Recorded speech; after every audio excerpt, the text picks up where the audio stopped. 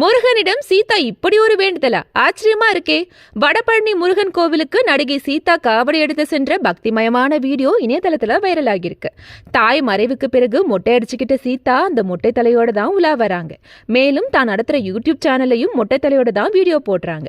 லேட்டஸ்டா ஒரு விளம்பரத்துல மட்டும் தலையில விக் வச்சபடி நடிச்சிருப்பாங்க.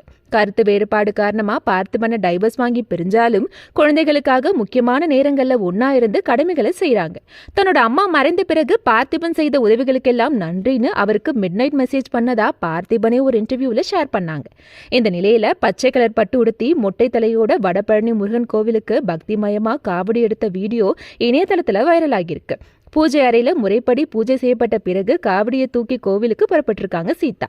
சூரசம்ஹாரன், முருகன் வள்ளி தேவியானை திருமணம் உள்ளிட்ட விழாக்கள் கடந்த 2 நாட்களா தமிழகத்துல கொண்டாடப்பட்டு வர நிலையில சீதா வடபழனி முருகன் கோவில்ல காவடி எடுத்து சாமி தரிசனம் செய்ததால அவங்களுக்கு பாராட்டுகள் குவியுது.